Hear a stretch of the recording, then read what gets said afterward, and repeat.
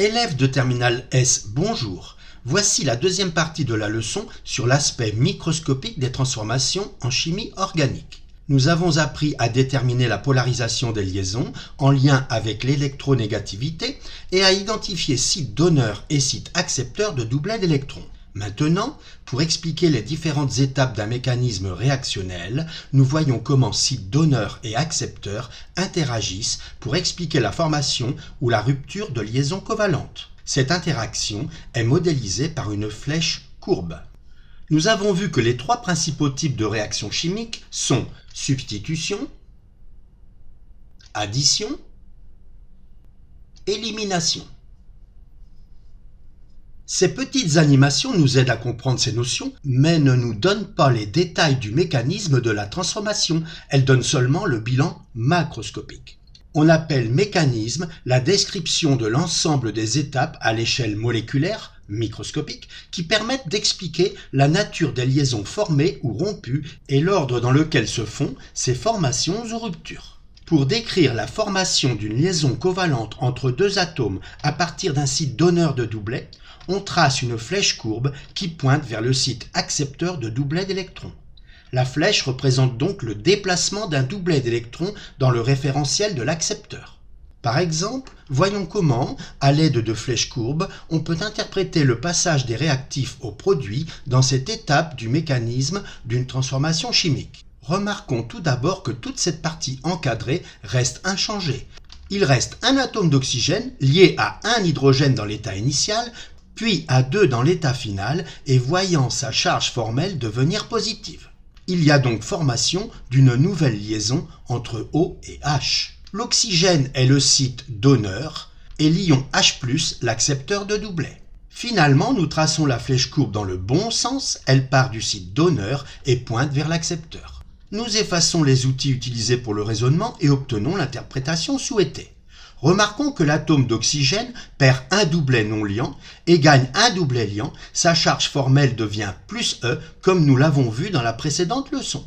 Voyons maintenant comment, à l'aide d'une flèche courbe, on peut interpréter le passage en milieu basique du carbocation tertiaire au méthylpropane-2-ol. Puisque nous étudions ici une étape d'un mécanisme, il ne faut pas s'étonner de rencontrer des espèces très instables qui ne demandent qu'à réagir au plus vite et ayant donc des vies très éphémères. C'est le cas de ce carbocation pour lequel la règle de l'octet n'est pas respectée autour de l'atome de carbone portant la charge formelle positive et lié à 3 autres atomes de carbone. Dans le méthylpropane-2-ol, en procédant comme précédemment, nous identifions la nouvelle liaison CO. Pour interpréter cette formation, nous relions le site donneur, l'oxygène, au site accepteur, le carbone, à l'aide d'une flèche courbe. Voilà le résultat après effacement des outils utilisés. Nous pouvons alors imaginer quelque chose qui ressemblerait un peu à ceci.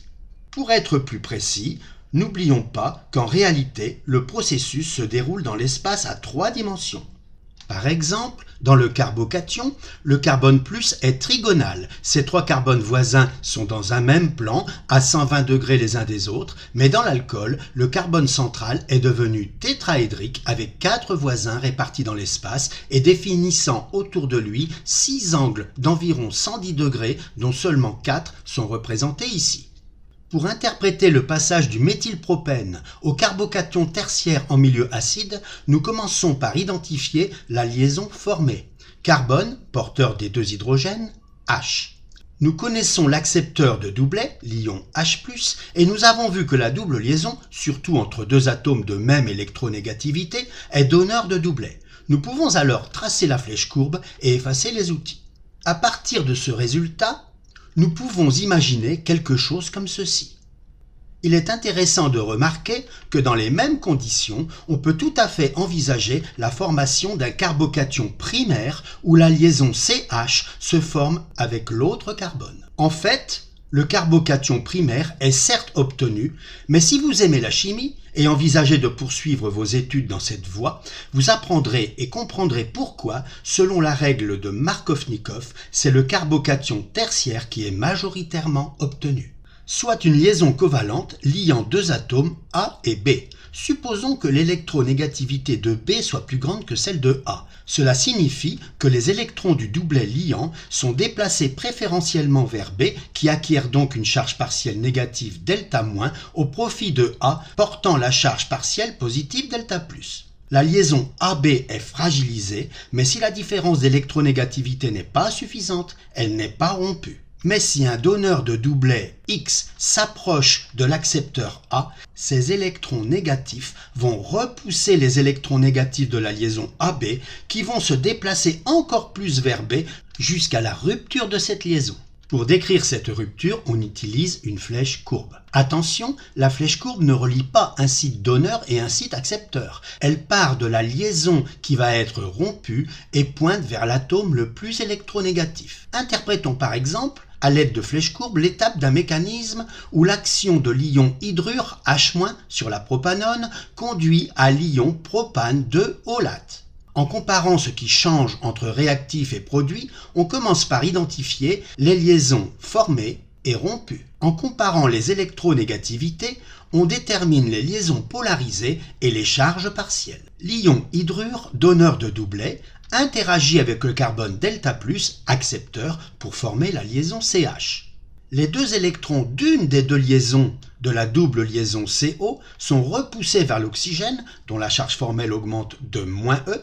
Cette liaison est rompue et la double liaison devient simple. Déterminons le mécanisme de cette substitution en une seule étape. On remarque tout d'abord qu'une liaison CO est formée et qu'une liaison CBr est rompue. Les électronégativités de C et Br permettent de calculer delta chi égale 0,41 et d'après le critère introduit dans la précédente leçon, on en déduit que la liaison CBr est polarisée avec une charge partielle positive delta+ sur le carbone dont l'électronégativité est moindre. L'oxygène de l'ion hydroxyde, site donneur, interagit avec le carbone delta+, site accepteur. La flèche courbe permet d'interpréter la formation de la liaison CO. Le doublet liant C et Br est repoussé vers l'atome le plus électronégatif Br qui, gagnant une charge formelle -E, devient l'ion bromure qui peut se détacher de la molécule puisque la liaison est rompue. Voilà comment on peut s'imaginer le processus observé dans le référentiel de l'accepteur. Le donneur se rapproche de l'accepteur, les trois doublets liants CH du méthyle sont repoussés, tandis que la liaison CO se forme et CBr se rompt. Sur cet arrêt sur image, on observe une liaison CO à moitié formée, une liaison CBr à moitié rompue et un groupe méthyle CH3 devenu blanc. Le processus se termine avec le basculement des trois doublets liants CH du groupe méthyle de l'autre côté, la formation du méthanol et l'expulsion de l'ion bromure. Nous pouvons revoir le processus en flux continu et un peu accéléré. Voilà. Si l'on désire être plus complet sur la description du mécanisme, on peut toujours représenter le groupe méthyle avec la convention de Kram, ce qui permet de remarquer plus facilement son basculement. On peut même représenter l'espèce intermédiaire avec des liaisons partiellement formées et rompues, ainsi que le plan contenant le groupe méthyle au moment du basculement. Ce basculement fait penser au retournement d'un parapluie un jour de tempête. En chimie, un tel basculement est appelé inversion de Walden. Étudions maintenant le mécanisme de l'addition du bromure d'hydrogène sur le E-but-N, conduisant au 2-bromobutane. Il s'agit d'un mécanisme en deux étapes, 1-2. Les produits de la première étape, un carbocation secondaire et l'ion bromure, deviennent réactifs de la deuxième étape qui conduit au produit final. Traçons les flèches courbes qui permettent d'interpréter le mécanisme de cette addition. Commençons par remarquer que ce carbone a 3 voisins dans le butène, puis 4 dans le carbocation. Une liaison est donc formée. De même, le brome a un voisin dans HBr et 0 dans l'ion bromure. Une liaison est donc rompue. Le brome, plus électronégatif que l'hydrogène, porte la charge partielle delta-. Nous avons vu qu'une double liaison, surtout lorsqu'elle se trouve entre deux atomes de même électronégativité, est un donneur de doublet. Il ne reste plus qu'à identifier l'accepteur, tracer les flèches courbes pour interpréter la liaison formée, la liaison rompue. Dans la deuxième étape, une liaison CBr est formée. L'ion bromure est le donneur de doublet et le carbone plus l'accepteur. D'où la flèche correspondant à la nouvelle liaison CBr. remarquons que le bromobutane possède un carbone asymétrique. Donc, dans l'étape 2, selon que le bromure attaque d'un côté ou de l'autre du plan P, on obtient un énantiomère ou l'autre. Les deux possibilités étant équiprobables, on obtient un mélange racémique. Pour interpréter cette étape, commençons par identifier le donneur de doublet, l'ion bromure que nous avons déjà rencontré. Nous pourrions considérer que l'oxygène, portant la charge plus E, est l'accepteur. Mais de façon générale, un accepteur ne possède pas de doublet non liant et surtout, il n'y a pas de liaison O-Br parmi les produits. Par conséquent, si je trace une flèche courbe, j'ai faux.